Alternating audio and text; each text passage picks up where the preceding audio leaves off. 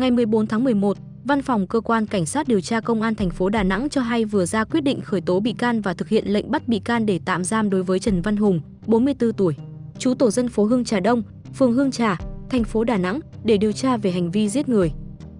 Kết quả điều tra xác định ngày 24 tháng 6 năm 2025, Hùng cùng ông NVL,